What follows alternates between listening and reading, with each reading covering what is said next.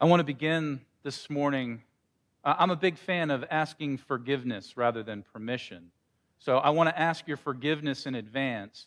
I'm going to preach from a manuscript today. I know I don't normally do that, but I hope you'll see why when I'm done. The seminary I graduated from in Virginia was founded in 1823.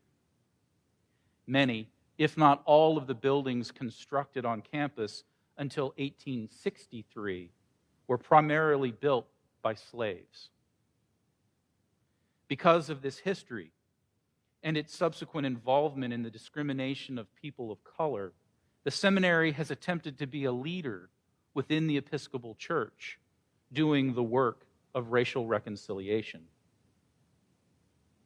As a student there, I attended a lecture in 2017 that deeply challenged my understanding of race and privilege. The lecture was given by Dr. Christina Cleveland from Duke Divinity School. Dr. Cleveland is a social psychologist, public theologian, author, and activist. That day, she was specifically speaking about race, systemic racism, and privilege. I still remember how she thought I, a middle-aged, straight, white guy, could most effectively do the work of racial reconciliation. Her advice: shut up. Take your turn being last. I vividly remember leaving that lecture thinking, that can't be right. My job is to shut up? No way. Today, in the wake of another black man losing his life, this time live and in color, the wounds of racism in America have reopened and are bleeding. The wounds of racism are spilling blood, burning buildings, and attacking innocents. Protesters and cops alike are being injured. People are losing businesses and property, all while many of us sit in our living rooms asking the television, why would people do this? What happened to George Floyd is wrong, but this is not the way to handle it. Why are people burning their own community? Valid questions, but questions that are born from a lack of understanding. Questions that are born from a place of relative comfort.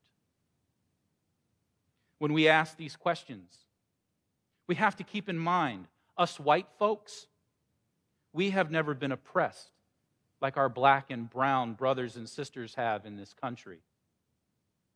Us white folks, we do not have the same life experiences and cannot possibly understand the anger, the fear, and the despair people of color in this country face every day and for the past 400 years.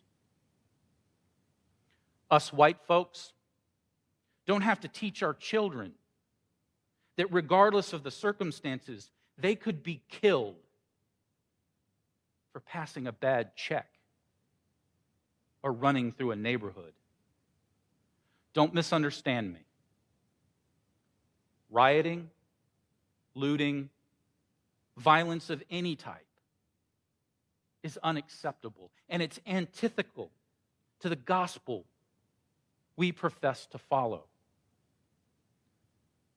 But before we, white folks, flatly condemn those riots and dismiss the emotion that causes them, we have to acknowledge the fear, the anger, and the pain that people of color in this country carry. We white folks would do well to remember these words. I think America must see that riots do not develop out of thin air. Certain conditions continue to exist in our society, which must be condemned as vigorously as we condemn riots. But in the final analysis, a riot is the language of the unheard. And what is it that America has failed to hear? It has failed to hear that the plight of the Negro poor has worsened over the last few years.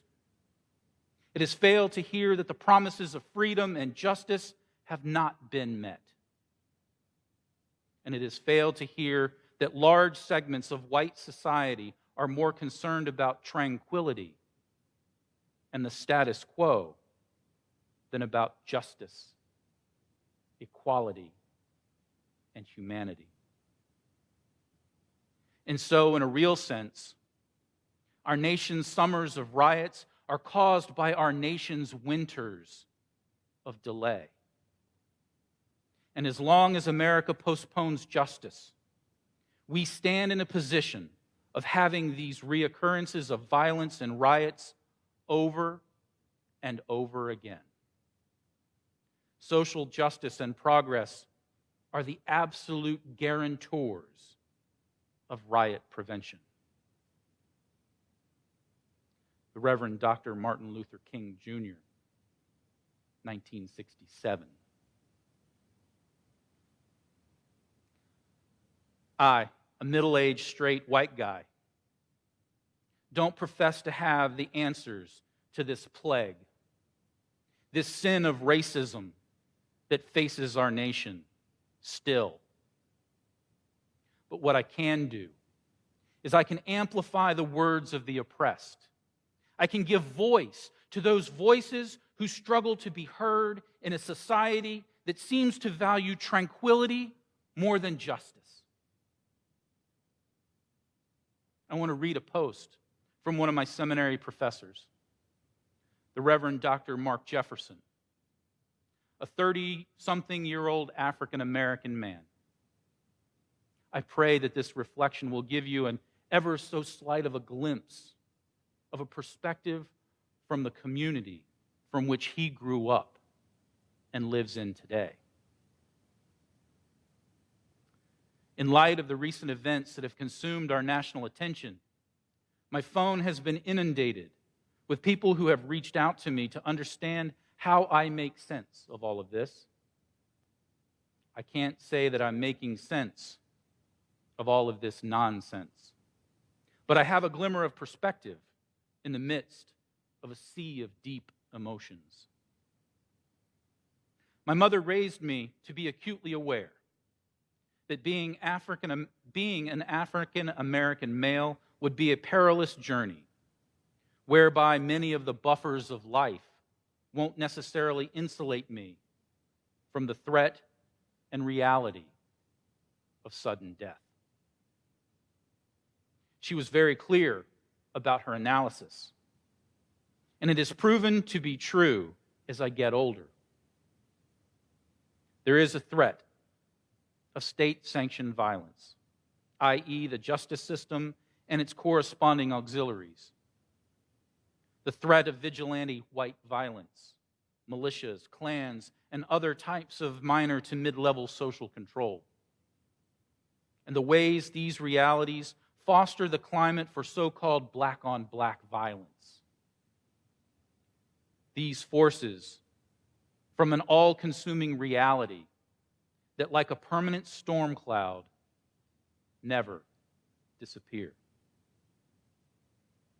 So I was told that education, religion, good manners, and being attuned to the world around me would at least give me a fighting chance to make it to adulthood.